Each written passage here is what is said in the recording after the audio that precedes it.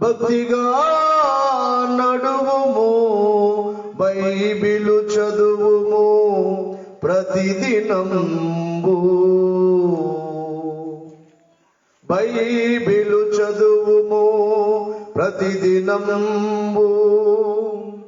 ప్రతి అంశమును గూర్చి ప్రార్థన చేయుము, అప్పుడు ప్రభుని మాట లాడనిమ్ము. వాక్యము చెప్పుము, పరులకెవరికైనా చందాలు వేయుము. సంఘమునకు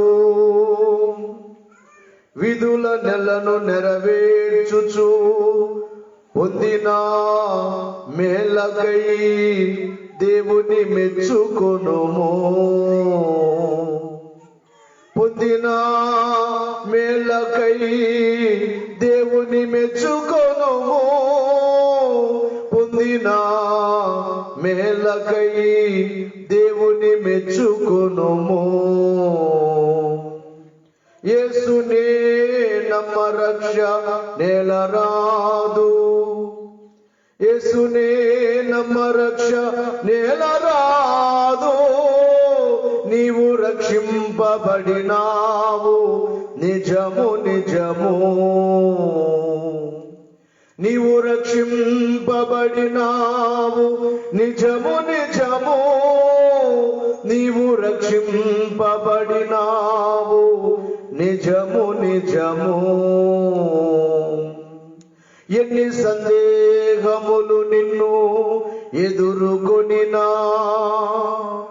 ఎన్ని సందేహములు నిన్ను ఎదుర్కొనినా, తొలగకుండుము, స్తంభమయి నిలువబడుము. తొలగకుండుము, స్తంభమయి నిలువబడుము. తొలగకుండుము, స్తంభమయి నిలువబడుము. తొలగకుండుము, స్తంభమయి నిలువబడుము. దేవుని యొక్క వాక్యమును చదువుకుందాము. కీర్తనల గ్రంథము 119వ సంకీర్తన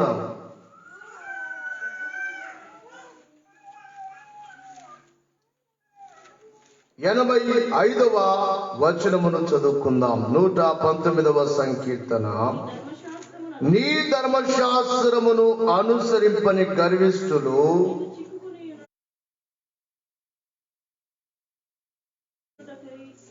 నన్ను చిక్కుకొనియుటకై గుంటలు త్రవ్విరి. నీ ఆజ్ఞలనియు నమ్మదగినవి. పగవారు నిర్నిమితముగా నన్ను తరుముచున్నారు. నాకు సహాయము చేయము. చాలు. క్రీస్తు ప్రభునందు ప్రియమైన దేవుని యొక్క విశ్వాసులారా, కూడి ఉన్న మనకెల్లరుకును మన ప్రభువైన త్వరలో రాబోచున్న యేసు క్రీస్తు వారి యొక్క నామములో కృపా సమాధానములు, మహిమ దీవెనలు, ఆశీర్వాదములు దేవుడు మెండుగా మనకెల్లరకు అనుగ్రహించును గాక. ఆమేన్. ఈరోజు వాక్య అంశము, నేనెందుకు దేవుని నమ్మాలి అనే ప్రశ్న చాలా మందిలో ఉంటుంది. నేనెందుకు బైబిల్ చదవాలి, నేనెందుకు ప్రార్థన చేసుకోవాలి, దేవుని యొక్క వాక్యమును నేనెందుకు చదవాలి, వాక్యానుసారముగా నేనెందుకు నడవాలి. బాబు అమ్మ వినండి, చిన్నపిల్లల్ని మీ దగ్గర ఉంచుకోండి. ఎవరు బయటికి వెళ్ళింది ఇలా చూడు బాబు, ఇలా చూడు. మీరు ఎవరు బయటికి వెళ్ళినా ఒక్కరు వెళ్ళినా అందరి మోకాళ్ళ మీద పెడతాను, జాగ్రత్త. బైబిల్ ఎందుకు చదవాలి అంటే, ఈ ప్రపంచంలో ఎన్నో గ్రంథములు ఉండగా ఈ గ్రంథము చాలా గొప్ప గ్రంథము. 66 పుస్తకములు కలిగిన గ్రంథము. 66 గ్రంథములు కలిగిన ఈ గ్రంథము పాత నిబంధన, క్రొత్త నిబంధన, 2 నిబంధనలు కలిగిన గ్రంథము. ఈ యొక్క బైబిల్ గ్రంథములో, ఈ బైబిల్ గ్రంథము యొక్క గొప్పతనం ఏమిటంటే, ప్రపంచములో ఏ గ్రంథము కూడా అచ్చు వేయబడినట్లుగా ఏ గ్రంథము ఇన్ని భాషల్లో అచ్చు వేయబడలేదు. దాదాపుగా ప్రపంచములో 6500 భాషలుంటే 3000 భాషలు ప్రపంచమంతా మాట్లాడే భాషలు. ఈ 3000 భాషల్లో అచ్చు వేయబడిన గ్రంథము మన చేతుల్లో ఉన్న ఈ పరిశుద్ధ గ్రంథం. అంత మాత్రమే కాకుండా అచ్చు యంత్రము, అచ్చు మిషను, ప్రింటింగ్ ప్రెస్ అనబడేది తయారు చేయబడినప్పుడు మొదటిగా ప్రింట్ వేయబడినది, అచ్చు వేయబడినది ఈ గ్రంథము, పరిశుద్ధ గ్రంథము. కనుక ఈ గ్రంథము చాలా గొప్పది. దాదాపుగా ఈ గ్రంథములో 1189 అధ్యాయములు కలిగిన గ్రంథము. పాత నిబంధనలో 929 అధ్యాయములు, క్రొత్త నిబంధనలో 260 అధ్యాయములు కలిగిన ఈ గ్రంథము. వచనములు దాదాపుగా గమనించాలి, వచనములు 31,173 వచనములు కలిగిన ఈ గ్రంథము. అలాగనే పెద్ద అధ్యాయములు, కీర్తనలు. ఈరోజు మనం చదువుకున్న కీర్తనల గ్రంథం వాక్య పఠనంలో నిజంగా దేవుడు ఈ సేవలో ఉన్నారు అనడానికి రుజువులు చాలా. ఈరోజు ఈ వచనం చదువుతామని నాకు తెలియదు, కానీ ఈ వారములో దేవుని వాక్యమును ఎందుకు చదవాలి అనే ఒక అంశాన్ని మన రాత్రి ప్రభు నాకు అందించగా సిద్ధపడడం జరిగినది. అయితే మిక్కిలి చిన్న అధ్యాయము 117వ సంకీర్తన. దాదాపుగా 40 మంది గ్రంథకర్తలు సుమారు 1600 ఏళ్ల కాలం, 1600 సంవత్సరాల కాలము వ్రాయబడిన గ్రంథము. పరిశుద్ధాత్మ యొక్క ప్రేరేపణతో వ్రాయబడిన గ్రంథం ఇది. బిబ్లాస్ అనబడే గ్రీకు భాష నుండి వచ్చిన పదమే బైబిల్. ఈ గ్రంథము చాలా గొప్ప గ్రంథము. ఈ గ్రంథమును చదివిన వారు ఎందరో గొప్పవారయ్యారు. ఈ గ్రంథమును చదివిన వారు భూలోకములో శాస్త్రవేత్తలయ్యారు, ఎన్నెన్నో కనిపెట్టగలిగారు. అందుకనే మీ బిడ్డలైన వారికే అల్లరి నేర్పించొద్దు దయచేసి తల్లులు, తండ్రులు. బహుశా నేను ఇక్కడ వారిని గద్దిస్తుంటే మీలో మనసులో బాధ వచ్చినా నాకు బాధ లేదు, కానీ వారు గొప్పవారు కావాలి. వారిని బయట తిప్పొద్దు, వారికి ఫోన్లు ఇవ్వద్దు వారికి. దయచేసి మీ అందరికీ చెప్తున్నాను, వారికి చదువు, బైబిల్ పఠించండి, బైబిల్ నేర్పించండి. దేవుని యొక్క వాక్యము చాలా గొప్పది. కొంతమంది ఈ మాట అంటుంటారు, నేనెందుకు నమ్మాలి దేవుణ్ణి, నేనెందుకు చదవాలి బైబిల్, నేనెందుకు మందిరానికి రావాలి? నీవు మందిరానికి వచ్చినా నీకు మేలే, క్షేమమే. నీవు బైబిల్ చదివినా నీకు మేలే, క్షేమమే. నీవు ప్రార్థన చేసుకున్నా నీకు మంచిదే, చెడు ఏమీ జరగదు. బైబిల్ పట్టుకున్న వారు చెడిపోయినట్లుగా చరిత్రలో ఎక్కడ లేదు. బైబిల్ పట్టుకున్న వారు గొప్ప పండితులయ్యారు, ప్రపంచంలో గొప్ప శాస్త్రవేత్తలయ్యారు, ఎన్నెన్నో ప్రపంచానికి ఉపయోగకరమైన వాటిని కనిపెట్టిన వారయ్యారు. ఎందుకు బైబిల్ చదవాలి అంటే, మొట్టమొదటిగా పాపములోనికి మనము వెళ్లకుండా, పాపములో పడకుండా, పాపానికి దూరముగా ఉండాలంటే ఈ లోకములో పాపము నుండి దూరపరిచే గ్రంథం ఒకటే. పాపము నుండి దూరము చేసే మాటలు ఒక్కరి మాటలే ప్రపంచములో మనకు కనబడతాయి. అవేమిటంటే దేవుని మాటలు కలిగిన ఈ గ్రంథమే మనలను పాపములు పడకుండా చేస్తుంది.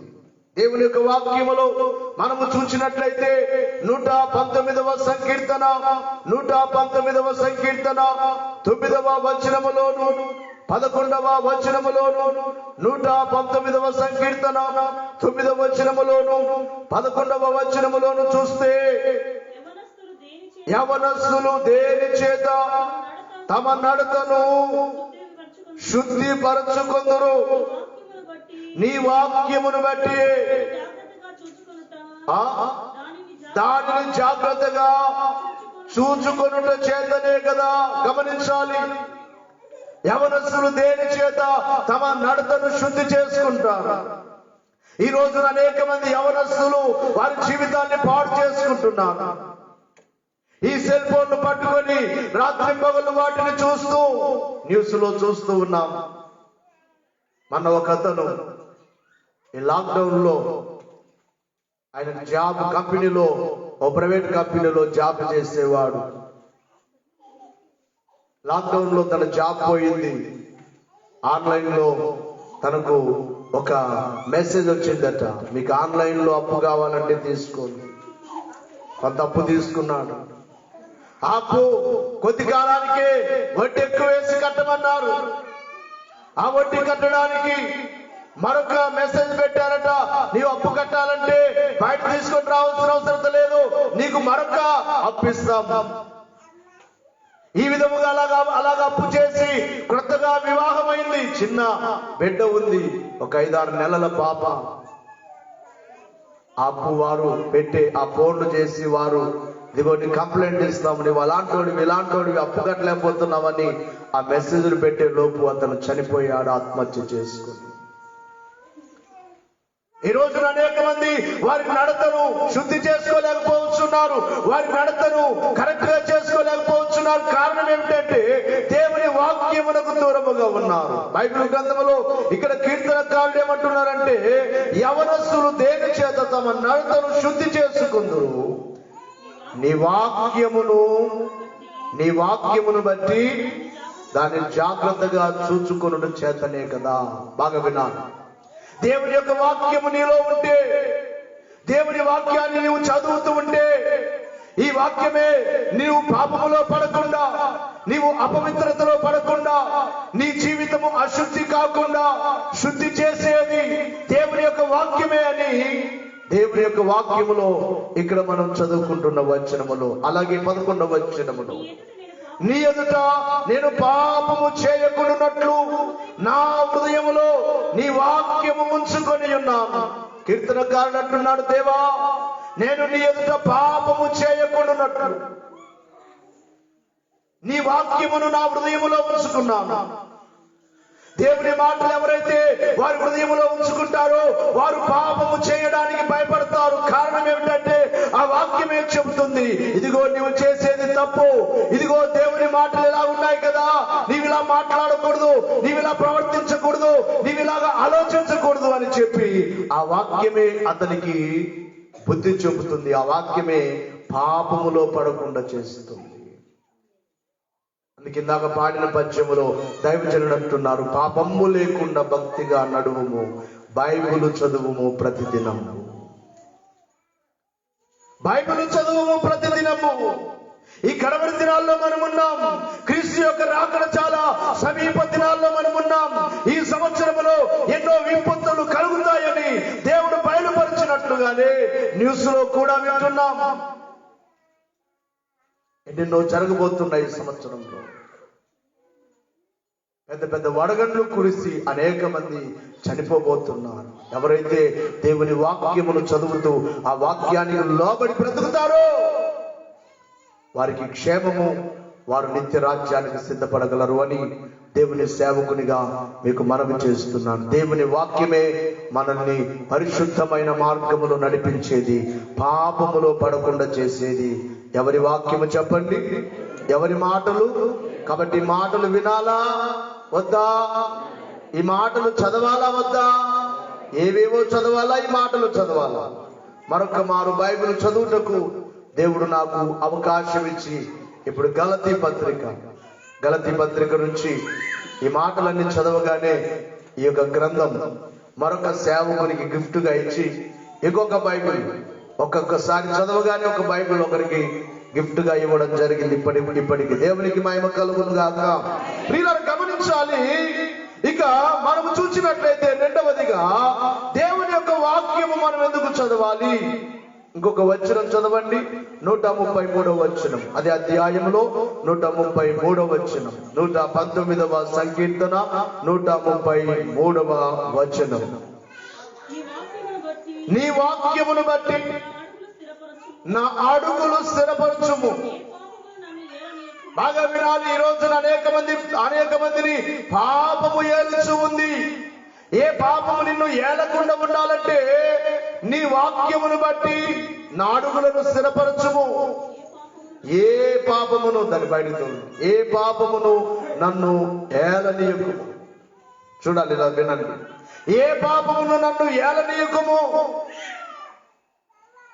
ఈ రోజున నిన్ను ఏ పాపము ఏలుచున్నదో కొంతమందిని కొన్ని ఏలుబడి చేస్తూ ఉన్నాయి. కొన్నిటికి బానిసలైపోయారు. కొంతమంది త్రాగుడుకు బానిసలైపోయారు. కుటుంబం మీద బాధ్యత లేదు, పిల్లల మీద బాధ్యత లేదు. కొన్నిసార్లు దుఃఖం వస్తుంది. పిల్లలేమో చేతికొస్తూ ఉంటే బాధ్యత లేని తల్లిదండ్రులుగా వారు సంపాదించిందల్లా అంత మాత్రమే కాకుండా మరలా అప్పులు చేసి త్రాగేవారు. ఏలుబడి చేస్తుంది చాలా మందిని పాపం. నిన్ను ఏది ఏలుబడి చేస్తుందో ఆ ఏలుబడి నుండి నీవు విడుదల పొందాలి, విమోచింపబడాలి అంటే దేవుని యొక్క మార్గములో దేవుని మాట ప్రకారంగా నీవు నడుచుకుంటే ఏ పాపము నిన్ను ఏలుబడి చేయలేదు. రెండవదిగా చూసినట్లయితే దేవుని యొక్క వాక్యమే మనకు ఆరోగ్యమును కలిగించేది. ఆరోగ్యమునకు కారణము దేవుని మాటలే. నీకు ఆరోగ్యము కావాలన్నా, నీ అనారోగ్యము పోయి నీకు స్వస్థత కలగాలన్నా స్వస్థత పరిచేది దేవుని మాటలే.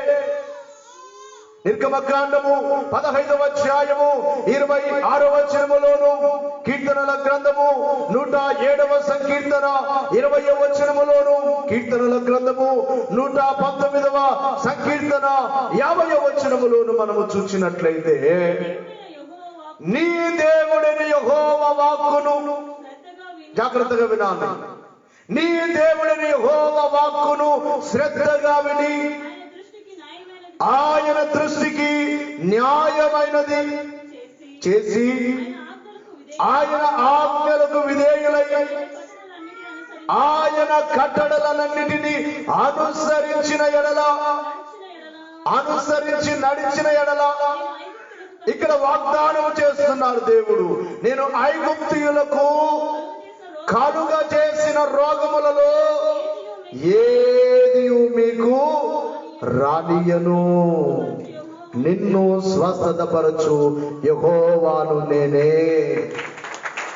ఒకవేళ మీకు అనారోగ్యం వచ్చినా మిమ్మల్ని బాగు చేసేవాడును నేనే. కాబట్టి నా మాటలు వినండి, నా వాక్యమును శ్రద్ధగా వినండి.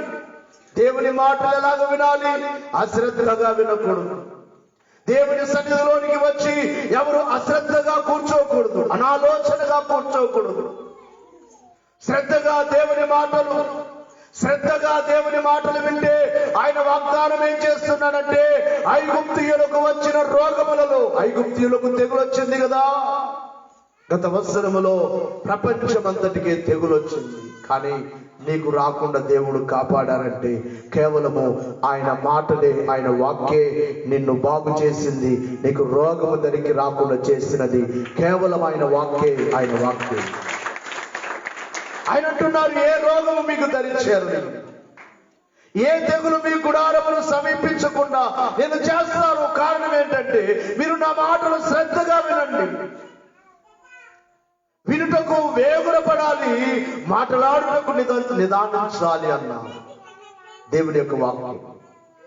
దేవదాసయ్య గారు అన్నారు, వినుట బంగారం వంటిది, మాట్లాడుట వెండి వంటిది అన్నారు. కొంతమంది ఊరికే మాట్లాడుతూ ఉంటారు, దేవుని మాటలు కాకుండా వ్యర్థమైన మాటలు.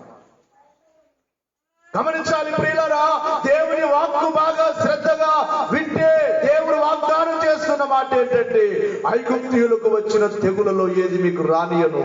ఒకవేళ ఏదైనా తెగులు వచ్చిన తెగులును బాగు చేసేది కూడా నేనే అంటున్నా. నిన్ను స్వస్థతపరచు యెహోవాను నేనే. మరొక వచనాన్ని మనము చూస్తే 107వ సంకీర్తన 20వ వచనములో కూడా వ్రాయబడిన మాటలు చూస్తే ఆయన తన వాక్కును పంపి వారిని బాగు చేసాను, ఆయన వారు పడిన గుంటలలో నుండి వారిని విడిపించెను. దేవుడు తన వాక్కును పంపి ఇశ్రాయేలులను బాగు చేశారు. వాక్కు ద్వారానే దేవుడు మనకు స్వస్థతనిచ్చేవారై ఉన్నారు. నీవు అనారోగ్యముతో ఇక్కడికి వచ్చావా, బాధతో ఇక్కడికి వచ్చావా, దుఃఖముతో ఇక్కడికి వచ్చావా, శ్రమతో ఇక్కడికి వచ్చావా, దేవుని మాటలు శ్రద్ధగా నీవు విన్నట్లయితే ఆయన వాక్యే నిన్ను స్వస్థత పరిచేదై ఉన్నది. ఆయన మాటలు వినేటప్పుడే నీకు స్వస్థత కలుగుతుంది.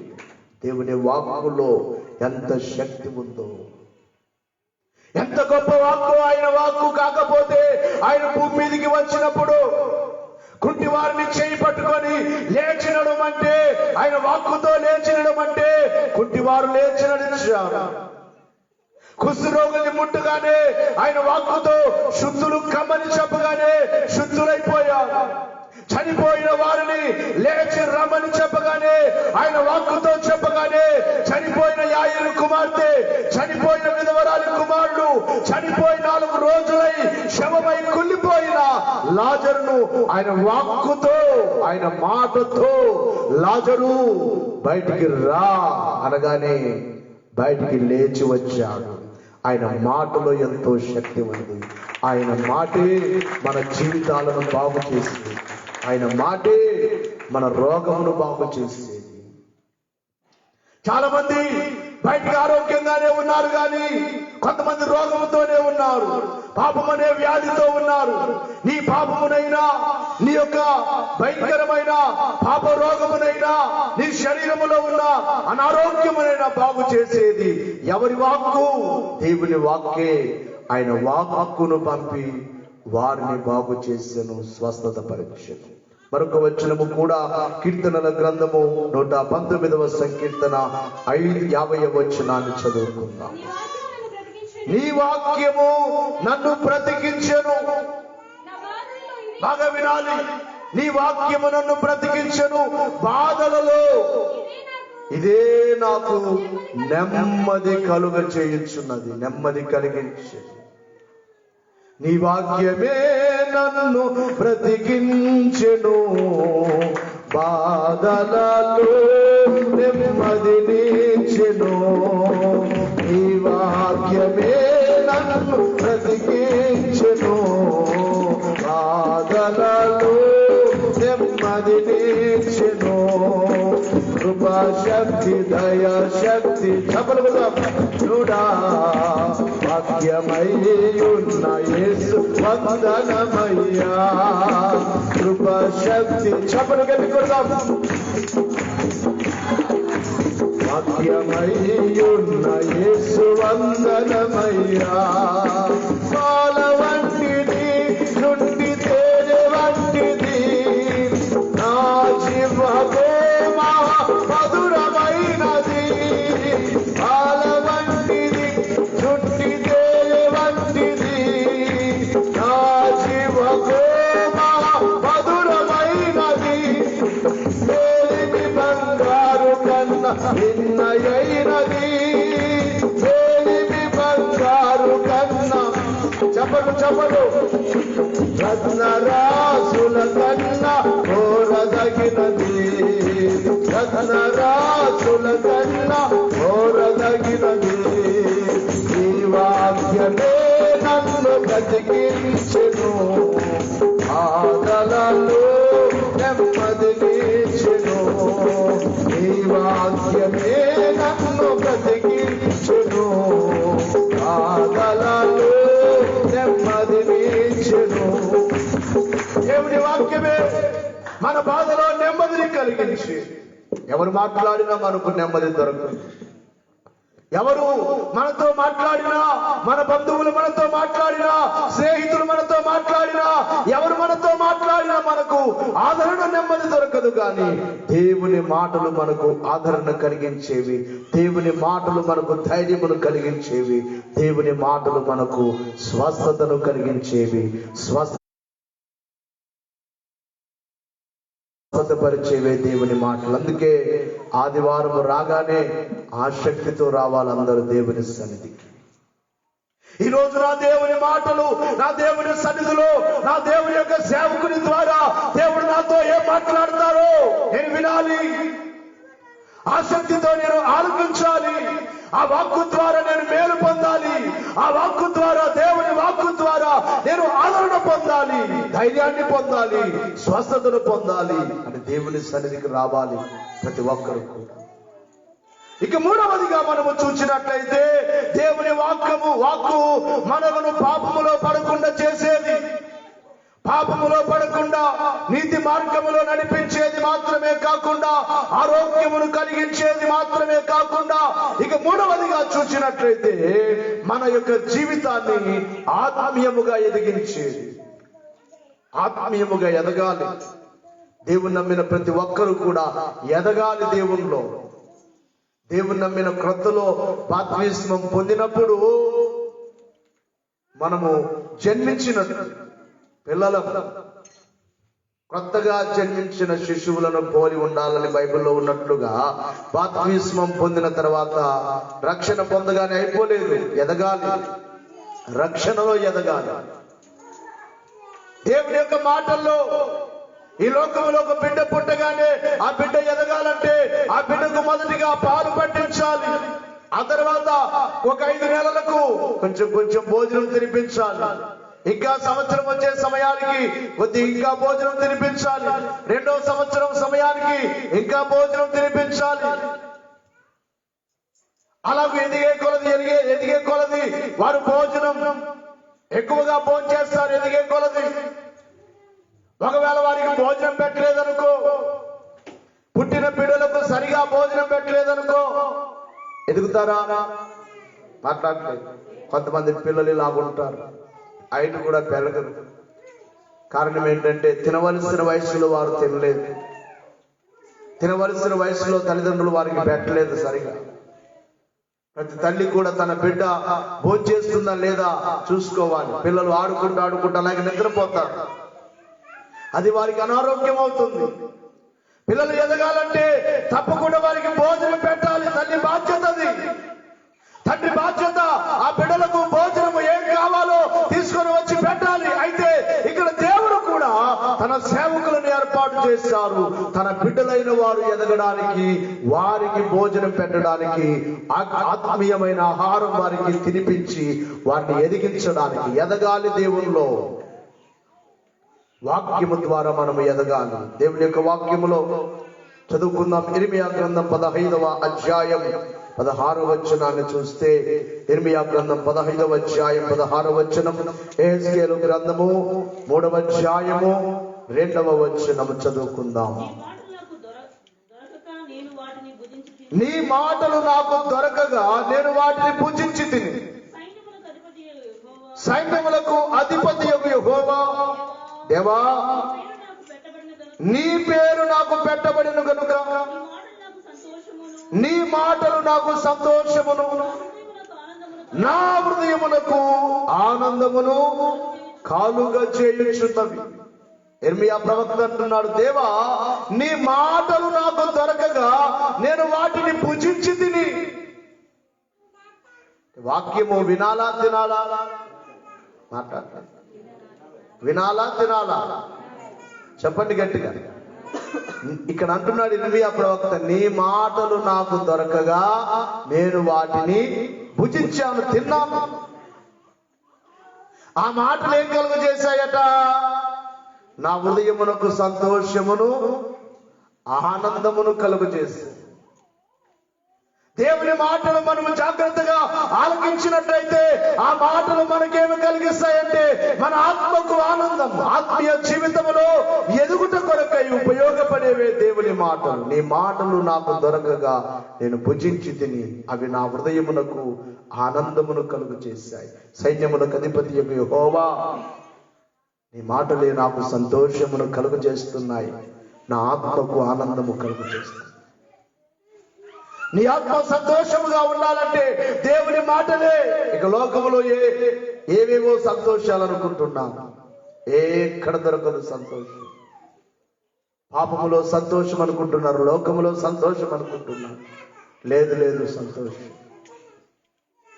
అది కొంతకాలమే ఉండొచ్చేమో, ఆ తర్వాత జీవితం అంతా దుఃఖపడాలైతే దేవుని మాటలు మన ఆత్మీయ జీవితాన్ని ఎదిగించేవై ఉన్నవి. మరొక వచనాన్ని కూడా యెహెజ్కేలు గ్రంథము ప్రియులారా 3వ అధ్యాయము 1 నుండి 3 వచనాలు చదవండి. అలాగే తర్వాత పేతురు రాసిన మొదటి పత్రిక 2వ అధ్యాయం 2వ వచనం, కొరింథీయులకు రాసిన మొదటి పత్రిక 3వ అధ్యాయం 2 వచనాలు, హెబ్రీ పత్రిక 5వ అధ్యాయం 12 వచనము నుండి మనము చూసినట్లయితే త్వరగా చదవండి, స్పీడ్ గా, సమయం లేదు కనుక. మరియు ఆయన నాతో ఇలాగ సెలవిచ్చెను. యెహెజ్కేలు ప్రవక్తతో దేవుడు మాట్లాడుచున్న మాట, నరపుత్రుడా, నీకు కనబడిన దానిని భక్షించుము, తినుము. దేని భక్షించాలట? ఈ గ్రంథమును భక్షించుము. ఈ గ్రంథాన్ని తినేను, ఈ గ్రంథమును తిను. ఈ గ్రంథమును భక్షించి ఇశ్రాయేలు ఎద్దుకు పోయి వారికి ప్రకటన చేయుము.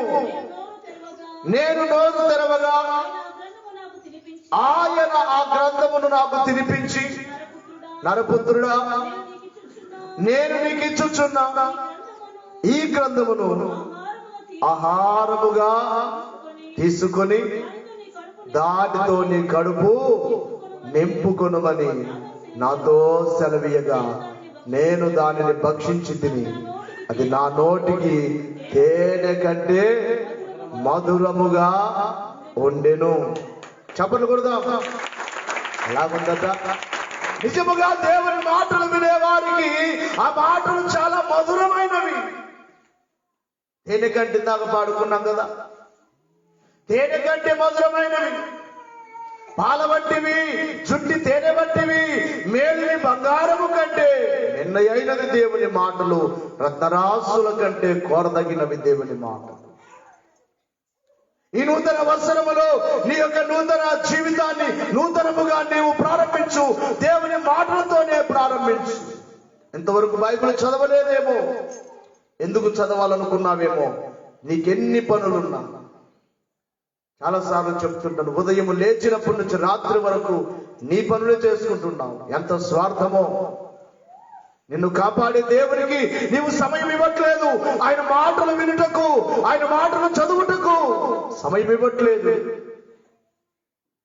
గడిచిన దినాలే భయంకరమైన దినాలైతే ఇంకా భయంకరమైన దినాలు ప్రపంచానికి రాబోతున్నాయి అని పరిశోధకులు చెప్తున్నారు. దేవుడే మొదటిగా బయలుపరిచిన విషయాలు, బైబిల్ గ్రంథములో వ్రాయబడిన విషయాలు మనం చదువుకుంటున్నాం. అంత్య దినములలో అపాయకరమైన కాలములు వచ్చు. ఇంకా ఎన్ని అపాయాలు రాబోతున్నాయో ప్రపంచం ఇది. వాటన్నిటి నుండి తప్పించేవి దేవుని మాటలే. కాబట్టి దేవుని మాటలు మనకు మధురము, అంటే మన ఆత్మను ఎదిగింప చేసేవి కనుక మాటలు మనము తినాలి. పేతురు రాసిన మొదటి పత్రిక 2వ అధ్యాయము 20వ వచనం, త్వరగా చదవండి. పేతురు రాసిన మొదటి పత్రిక 2వ అధ్యాయము 1 నుండి 3 వచనాలు చదవండి. ప్రభువు దయాళుడని పేతురు రాసిన మొదటి పత్రిక 2వ అధ్యాయము 1 నుండి 3 వచనాలు. ప్రభువు దయాళుడని మీరు రుచి చూచిన ఎడల సమస్తమైన దుష్టత్వమును, సమస్తమైన కపటమును, వేషధారణను, అసూయను, సమస్త దూషణ మాటలు మాని క్రొత్తగా జన్మించిన శిశువులను పోలిన వారై నిర్మలమైన వాక్యమును పాల వలన రక్షణ విషయములో ఎదుగు నిమిత్తము ఆ పాలను అపేక్షించుడి. అంటే దేవుని వాక్యం అనే పాలతో మనం ఎదగాలి. దేవుని వాక్యము తేనెకు పోల్చబడింది, దేవుని వాక్యము పాలకు పోల్చబడింది. బిడ్డలు ఎదగాలంటే ఏ విధముగా వారికి పాలు పట్టిస్తారో దేవుని యొక్క వాక్యమే మనలను ఆత్మీయముగా ఎదిగింప చేసేది కనుక నీలో దుష్టత్వము లేకుండా, అసూయ లేకుండా, కపటము లేకుండా ఈ లోకములో బ్రతకాలంటే రక్షణ విషయములో ఎదుగు నిమిత్తము ఆ పాలను అపేక్షించండి. ఏ పాలను? ఏ పాలు చెప్పాలి? మాట్లాడలేదు. వాక్యమే మనకు పాలు. మనం ఎదగాలంటే ఈ పాలు లేక ఈ వాక్యము మనం తింటూ ఉండాలి, త్రాగుతూ ఉండాలి. భుజించాను అన్నట్లుగా మనం భుజించాలి. మరొక వచనములో పేతురు ఆ కొరింథీయులకు రాసిన మొదటి పత్రిక 3వ అధ్యాయం 1-2 వచనాలు కూడా చదవండి, త్వరగా చదవండి. ఆత్మ సంబంధమైన మనుషులతో మాట్లాడలేకపోవచ్చున్నాను, శరీర సంబంధులైన మనుషులే అనియు క్రీస్తునందు పసిబిడ్డలే అనియు మీతో మాట్లాడవలసి వచ్చేది. కొంతమందట దేవుని నమ్మి ఎంతకాలమైనా ఇంకా పసిపిల్లల్లాగే ఉన్నారట. దేవుళ్ళు ఎదగట్లేదు. రోజు రోజుకు మనం ఎదగాలి. పోయిన సంవత్సరం కంటే ఈ సంవత్సరంలో ఇంకా ఆత్మీయతలో ఎదగాలి, ఇంకా ప్రార్థనలో ఎదగాలి. గంటలు తరబడి దేవునితో మనకు సహవాసం ఉండాలి. ఇంతకుముందు మేము బాగా చేస్తాం, ఇప్పుడు బాగా చేయలేదంటే ఎదిగేటట్లా ఎదగనట్లా? ఇంతకుముందు మేము తక్కువ చేసేవారము, ఇప్పుడు ఇంకా ఎక్కువ ప్రార్థన చేస్తున్నాం, ఇంకా ఎక్కువ దేవుని సన్నిధిలో గడుపుతున్నాం. ఏ కార్యక్రమం ఉన్నా మేము ఆగట్లేదు. శుక్రవారం అయినా ఆదివారం అయినా త్వరగా దేవుని సన్నిధికి వస్తున్నాం. మేము ఇంకా దేవుల్లో బాగున్నామంటే ఎదుగుచున్నారు. పౌలు భక్తులు అంటున్నారు, మీతో పసిపిల్లలతో మాట్లాడవలసి వచ్చినట్లుగా ఉంది. క్రీస్తునందు మీరు పసిబిడ్డలే, ఎదగట్లేదు ఆత్మీయతలో. ఎంతకాలమైనా ఎదుగుదల లేదు. ఒక మాటలో చెప్పాలంటే మరుగుచ్చేవారు ఉన్నట్లుగా ఎదగట్లేదు. ఎన్ని సంవత్సరాలు దేవుని మాటలు వింటున్నా ఎదగని వారిగా ఉన్నారు. మరొక వచనములో అంటాడు, హెబ్రీ పత్రిక 5వ అధ్యాయము 12 వచనం నుండి 14 వచనం వరకు. కాలమును బట్టి చూచితే ఎలాగుండాలట? కాలమును బట్టి చూస్తే మీరు బోధించే వారిగా ఉండాలి. చూడగా దేవక్తులలో మొదటి మూలపాఠం ఒకడు మీకు మరలా బోధింపవలసి వచ్చేది. మరలా మీకు బోధ చేయవలసి వస్తుంది. మీరు పాలు త్రాగవలసిన వారే గాని బలమైన ఆహారము తినగలవారు కాదు. ఇంకా పాలే మీకు. ఎంతకాలం పాలు? పెద్ద వయసు వచ్చినా ఇంకా పాలు పట్టిస్తే ఏమంటారు? పెరుగుతున్నావు, బుద్ధి లేదా, అన్నం తినో అంటారా నా పిల్లల్ని? వయసు అంతరాన్ని పెరిగే ఉందో పాలు తాగుతావు, బుద్ధి లేనోడా కొద్దిగా అన్నం తినో అంటారు. గాడిదలాగా పెరుగుతున్నావు, తిను అన్నం అంటారు. ఎన్ని సంవత్సరాలైనా ఇంకా పాలేనా? అందుకే కొన్నిసార్లు నేను ప్రకటన గ్రంథం పరమగీతం చెప్పాలంటే నాకు భయం వేస్తుంది. ఎందుకంటే మీకు అర్థం కాదేమో, ఇంకా ఎదగాలి దేవుల్లో, రోజు రోజుకి ఎదగాలి. ఇంతవరకు ఎదగలేదేమో. ఈరోజు దేవుడు ఈ నూతన సంవత్సరంలో నీ యొక్క ఆత్మీయ జీవితంలో నీవు ఎదగాలి. ప్రభువును చూచే స్థితిలోనికి రావాలి. ప్రభు స్వరం వినే స్థితిలోనికి రావాలి. ప్రభుతో ఎక్కువ సహవాసం చేసే అనుభవంలోనికి రావాలి. అంక చదువు అక్కడ. మరియు పాలు త్రాగు ప్రతి వాడును శిశువే కనుక నీతి వాక్య విషయములో అనుభవం లేని వాడై ఉన్నాడు. పాలు తాగే ప్రతి వారు ఎవరట? శిశువే. మర్మములు అర్థము చేసుకోలేని ప్రతి వారు శిశువే అనే మాటను చూస్తున్నాం. అభ్యాసము చేత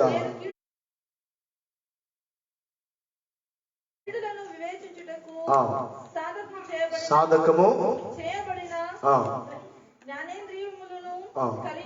కలిగి ఉన్నారు కనుక బలమైన ఆహారము వారికే తగును. దేవునికి మహిమ కలుగును గాక.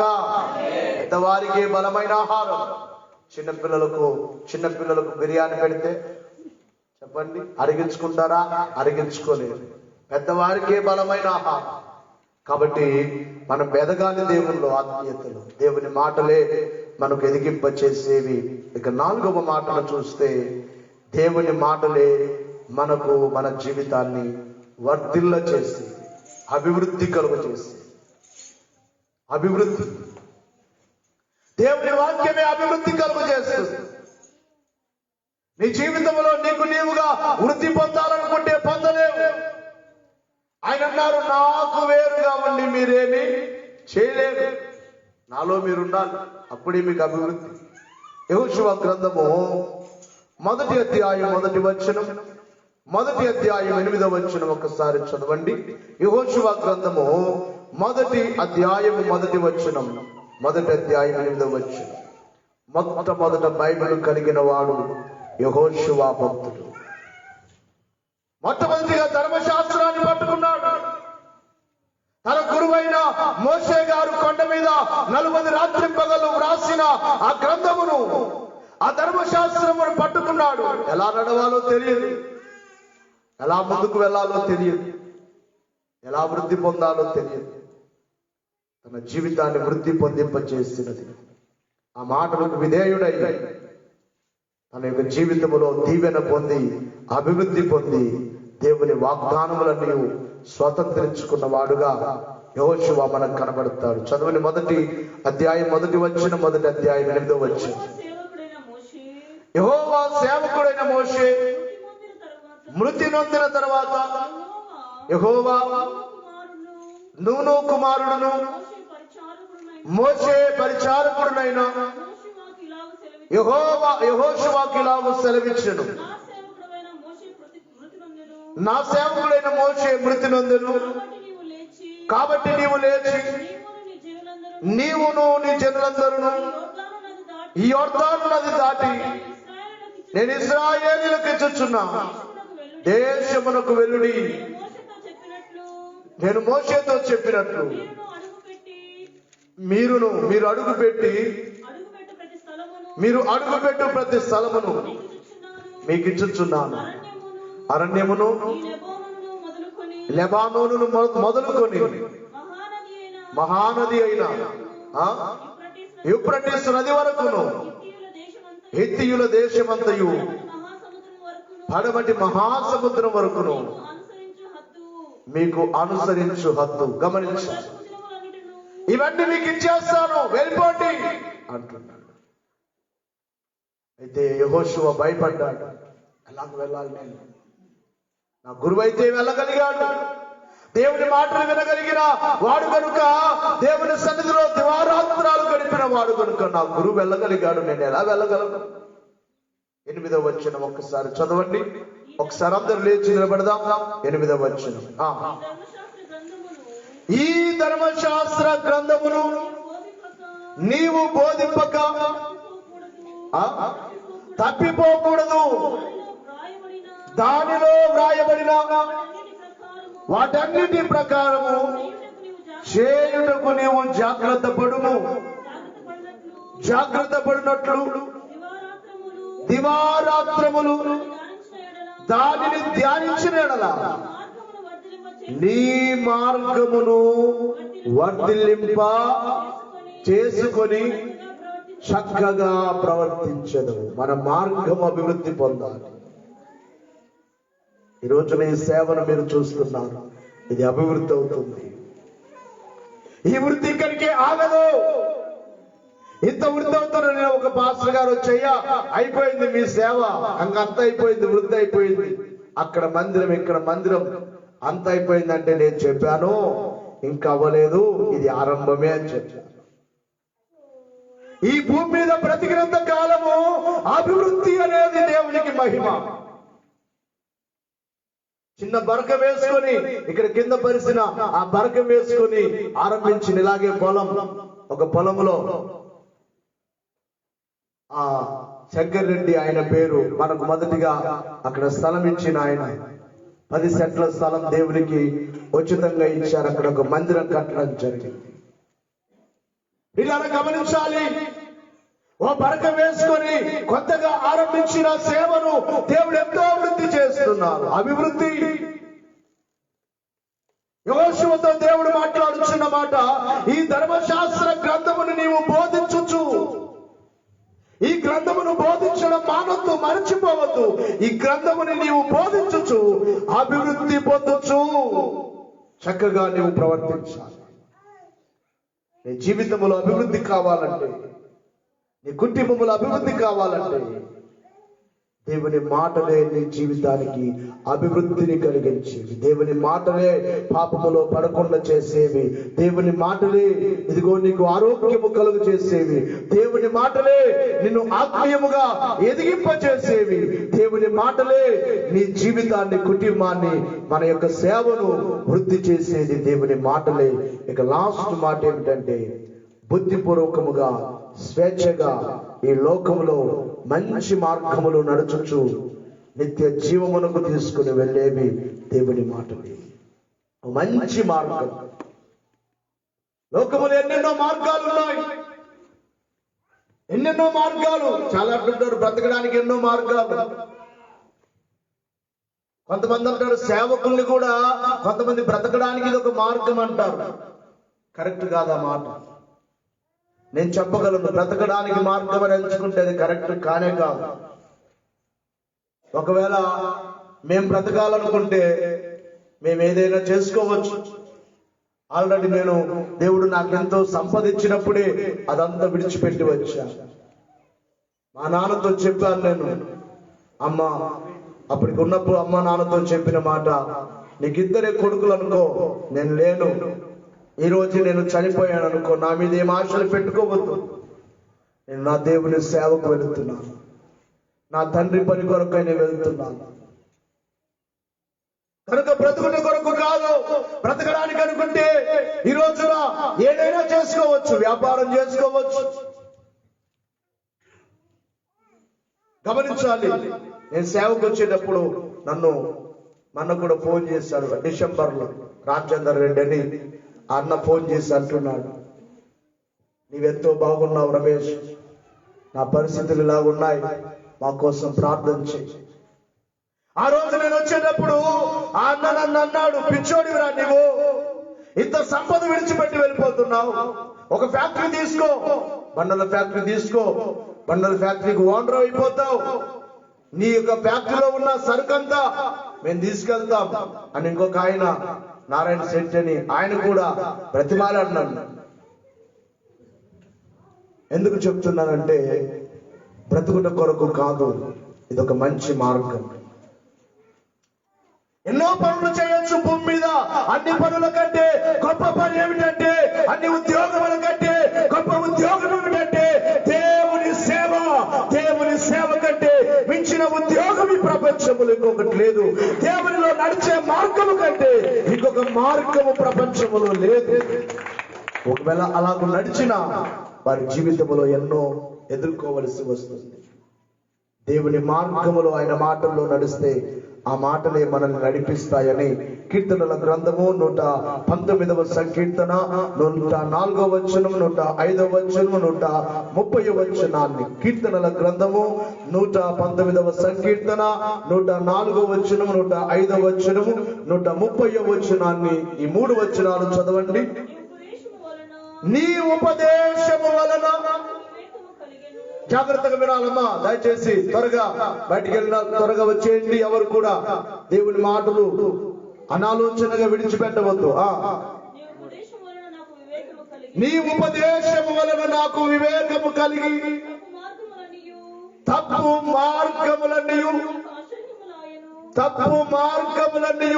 నాకు అసహ్యములాయను. జాగ్రత్తగా వినాలి.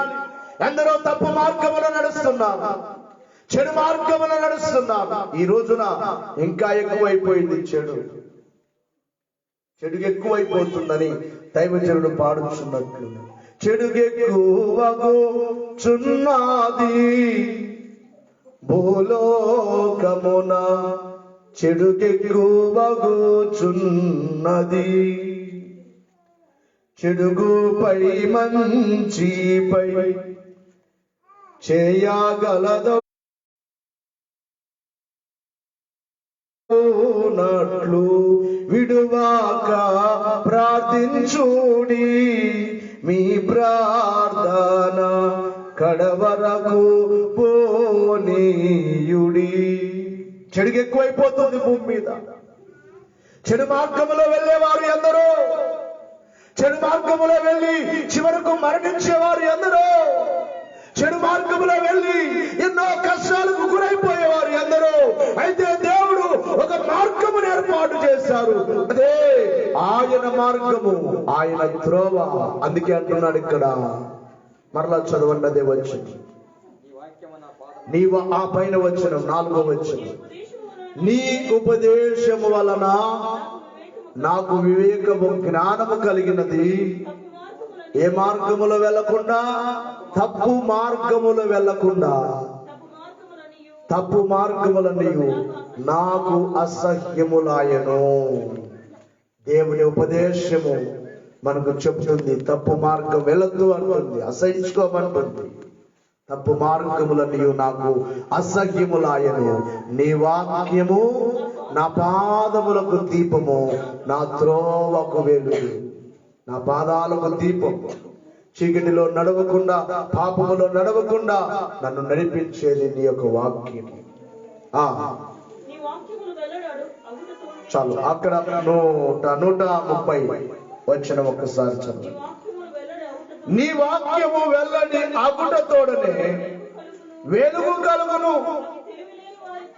ఆ మాటలు తెలివి లేని వారికి తెలివిని కలిగించుచున్నవి, తెలివి లేని వారికి తెలివిని కలిగిస్తూ ఉన్నాయి దేవుని మాటలు. నీ వాక్యము వెల్లడి అగుడుతోడనే వెలుగు కలిగింది. కాబట్టి దేవుని మాటలు వినండి, దేవుని మాటలు చదవండి.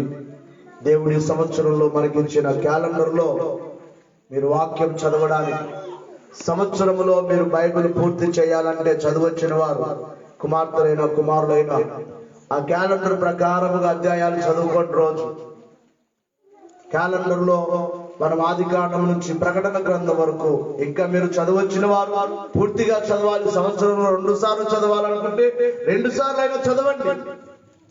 ఆ మాటలు మనకు ఎంతో మేలు కలిగించేవి, ఆ మాటలు పాపములో పడకుండా చేసేవి. దేవుని మాటలు మనకు ఆరోగ్యాన్ని కలిగించేవి, దేవుని మాటలు మన ఆత్మీయ జీవితాన్ని ఎదిగింపచేసేవి, దేవుని మాటలు మన జీవితానికి వృద్ధి కలిగించేవి, కుటుంబాలకు వృద్ధి కలిగించేవి.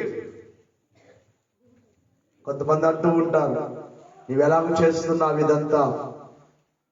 అయితే నేను చెప్పే మాట నా గొప్పతనం. నిన్న కూడా పాస్టర్ గారు వచ్చయ్యా ఎంత బాగా కట్టావు, ఎంత బాగా కట్టావు అంటుంటే నేను చెప్పాను, నాదేమి లేదయ్యా, దేవుడే మొదటిగా. దేవుడు నాకు ఇచ్చిన సంఘం, సంఘ బిడ్డలైన వారు ఎందరో. మీలో చాలా మంది పేదవారు ఉన్నారు, పని చేసుకుంటేనే గడిచేవారు కొందరున్నారు. చాలా వరకు అందరిని ఆశీర్వదించారు దేవుడు. మిమ్మల్ని కూడా దేవుడు దీవిస్తారు. ఈ సంవత్సరంలో మీకు కూడా ఆశీర్వాదాన్ని కలిగిస్తారు. అయితే మీలో మీ సేవకుడు అడగకపోయినా మీకు మీరుగా ప్రేరేపింపబడి, ఇదిగో నా దేవునికి నేను చెయ్యాలి అని 10,000, 5,000 ఒక కుమార్తె అప్పు చేసి 1,00,000 రూపాయలు దేవుడికి ఇచ్చి అప్పు చేసి ఆ బిడ్డకు దేవుడు ఎంత ఆశక్తినిచ్చారో మరింత ఆరోగ్యం ఆ బిడ్డకి ఇవ్వాలి. నిన్నటి దినమున శనివారం శుక్రవారం దినమున ఒక తల్లి వచ్చి తన యొక్క కుమారుడు ఒక 5,000 రూపాయలు పెద్ద దగ్గర ఒక 5,000 రూపాయలు కానుక, ఇదిగో నేను ముందుగా మందిరానికి ఇవ్వలేకపోయానని, జీతం వచ్చిందని ఆ కుమార్తె సాక్ష్యం చెప్పి 5,000 కానుక ఇచ్చాను. ఈ విధముగా నేను చెప్పాను, నాకు దేవుడు ఇచ్చిన దేవుడే మొదటిగా, ఈ సేవకు మొదటిగా కానుక దేవుడే. ఎందుకంటే ఆయన మాట ఇచ్చారు, నేను ఉన్నానని మాట ఇచ్చారు, మాట తప్పలేదు, మాట తప్పదు. అలాగే దేవుడు నాకు ఇచ్చిన సంఘము కూడా ఎంతో ప్రేమ. మన పాస్టర్ గారికి అక్కడ బాత్రూంలో కింద పడింది, కొంచెం గాయమైంది అనగానే అందరింటికి వచ్చేస్తున్నారు. మీ ప్రేమ, దేవుని బిడ్డలుగా మీ ప్రేమకు, దేవుని యొక్క నామములో మీరు చూపే ప్రేమకు, దేవుని యొక్క ఆశీర్వాదాన్ని నేను మీకు ప్రకటిస్తూ ఉన్నాను. దేవుని యొక్క నామములో దేవుడు మీ అందరి కుటుంబాలను దీవించునుగాక. ఈ ప్రేమ ఇలాగే ఉండాలి. ప్రభు రాకడ సమీపంగా ఉంది. కుటుంబాల్లో ప్రేమ కలిగి ఉండండి. దేవుని వాక్కుతో వృద్ధి కండి, అభివృద్ధి పొందండి. ఓ మంచి మార్గం ఎంచుకోనండి. చెడు మార్గం వద్దు, మంచి మార్గములో నడవండి అనే మనకు దేవుడు చెప్తున్నాడు. చెడు ఎప్పటికైనా నష్టమే. కనివిస్తులు దేవుని మాటలు అసహించుకుంటారు. ఒకసారి ఆ మాట చదవండి. కీర్తనల గ్రంథము 119వ సంకీర్తన. ఈ ధర్మశాస్త్ర గ్రంథమును అసహించుకునే వారు ఏమవుతారో ఇందాక మనం చదువుకున్న వాక్య పఠంలో 21వ వచనం. గర్విష్ఠులను నీవు గద్దించుచున్నావు. నీ ఆజ్ఞలను విడిచి తిరుగువారు శాపగ్రస్తులు. ఎవరు శాపగ్రస్తులు? గట్టిగా చెప్పాలి, మీరు మాట్లాడాలి. దేవుని మాటలు విడిచి తిరిగేవారు శాపగ్రస్తులు అవుతారు.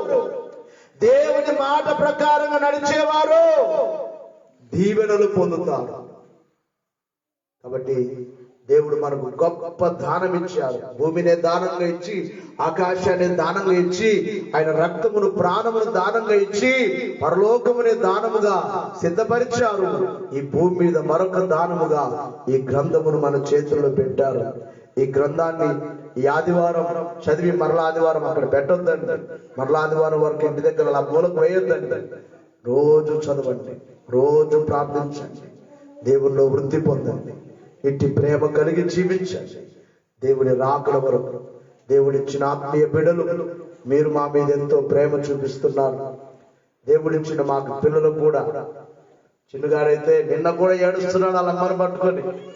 ఒరే మీ మా అమ్మకి ఏం కాలేదు లేరా అంటే వినడే. ఓ కులుకొని ఏడుస్తుంటే చెప్పాను, రే ఈ ప్రేమ ఇప్పుడు వరకే కాదురా, రేపు నీకు పెళ్ళయి ఆ మాట అనగానే బాధపడతాడు. నీ భార్య వచ్చిన తర్వాత కూడా ఉండాలిరా. కొంతమంది భార్య రాగానే ఎవరిని మర్చిపోతారు. చిన్నప్పుడు ఎంతగానో ముద్దుగా పెంచి వారు ఆకలితో ఉండి బిడ్డలకు పెట్టి ఎంతో చేసిన తల్లిదండ్రుల్ని మర్చిపోయే పిల్లలు ఎందరో ఉన్నారు. అలా చేయకూడదు. నేను చెప్పాను, పెద్ద అయినా కూడా అలాగే ఉండాలిరా అని. కాబట్టి దేవుని పిల్లలుగా మీ ప్రేమ దేవుని నామములో మా మీద చూపిస్తున్నారు. దేవుని సేవ వృద్ధి కొరకు ఆయన మార్గములో నడుద్దాం, ఆయన మాట ప్రకారంగా నడుద్దాం. రాబోచున్నారు ప్రభు రాకడ చాలా సమీపంగా ఉంది. గుర్తులన్నీ నెరవేరిపోయాయి. ప్రభు రాబోచున్నారు.